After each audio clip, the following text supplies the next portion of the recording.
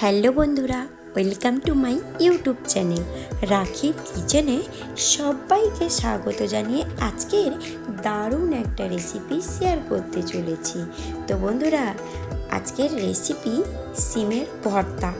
এই রেসিপিটা একবার যদি খাও না, বারবার খেতে ইচ্ছে হবে।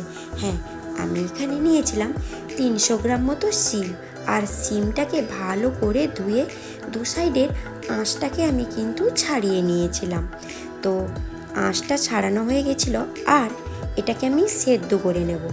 গ্যাসের ফ্লেমে কড়াই বসিয়ে তাতে পরিমাণ মতো জল দিয়ে সিমটাকে দারুণভাবে সেদ্ধ করে নেব।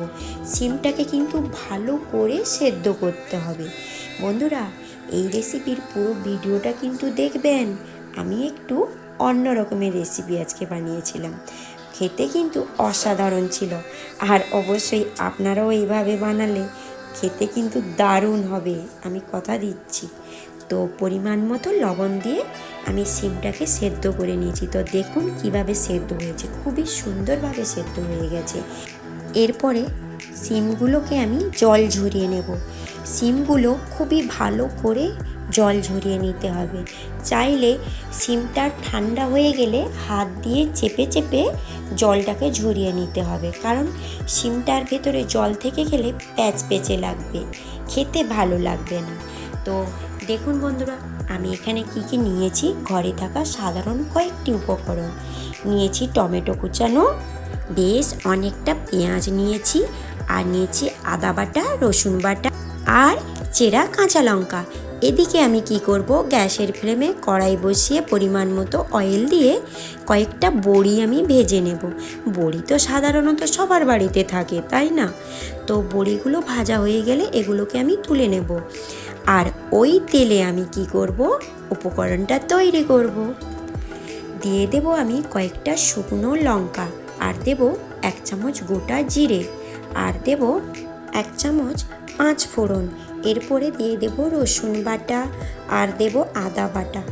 আর রসুন আর আদাটা ভাজা ভাজা হয়ে এলে একে একে কিন্তু সব উপকরণগুলো দিতে হবে।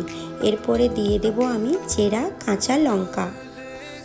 রসুন আর আদাটা ভাজা ভাজা হয়ে এলে আমি দিয়ে দেব কুচিয়ে রাখা পেঁয়াজ। এরপরে পেঁয়াজটা দেওয়ার ফলে মশলাগুলোকে আমি কষিয়ে নেব, আর দিয়ে দেব পরিমাণ মতো লবণ।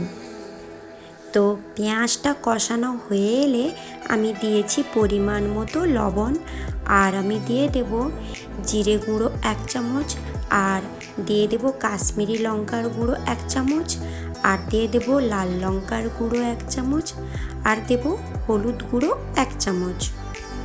তারপর পরিমাণ মতো জল দিয়ে মশলাটাকে কিন্তু ভালো করে কষাবো।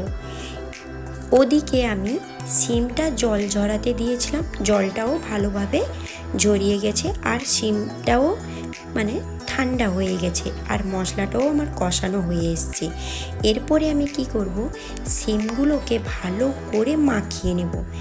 যে যার শেপ দিয়ে মাখাবে, হাত দিয়েও মাখাতে পারো। এইভাবে কিন্তু সিমগুলোকে ভালো করে মাখিয়ে নিতে হবে। এটা যেহেতু খুব ভালো করে সেদ্ধ হয়ে গেছে, আর খুব সুন্দরভাবে মাখিয়ে নিতে হবে।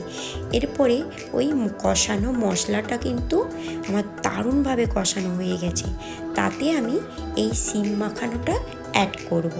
তো কী ভাবছেন, এইভাবে একবার রেসিপিটা বাড়িতে বানাবেন তো? হ্যাঁ বন্ধুরা, অবশ্যই একবার বাড়িতে বানান। আর আমার রেসিপি যদি ভালো লেগে থাকে, প্লিজ বন্ধুরা আমার চ্যানেলটিকে সাবস্ক্রাইব করে দিও, আর অনেক অনেক শেয়ার করে দিও, আর ছোট্ট একটা কিন্তু লাইক করে যেতে ভুলে যেও না। আর রেসিপিটা কিন্তু বানিয়ে আমাকে কমেন্টে জানাবে। আর উপর থেকে আমি দিয়েছি কেটে রাখা টমেটোটা কষানোর সময় আমি দিইনি, উপর থেকে এইভাবে দিয়েছি। তো আমার রেসিপি পুরো ফলো করে এইভাবে কিন্তু বানাবে। আর উপর থেকে এইভাবে সবশেষে ছড়িয়ে দেব ভেজে রাখা বড়ি। হ্যাঁ বন্ধুরা, অবশ্যই কিন্তু এইভাবে বানাবে, খেতে কিন্তু অসাধারণ। আর পাশে থাকা বেল আইকনটা প্রেস করতে ভুলে যাবে না। কেন বলুন তো?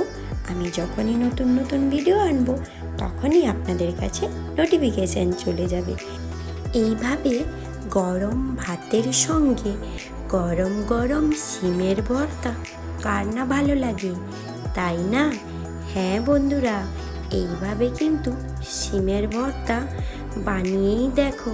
আমি কিন্তু কথা দিচ্ছি, এইভাবে সিমের ভর্তা বানালে একদম খারাপ হবে না, অসাধারণ হবে।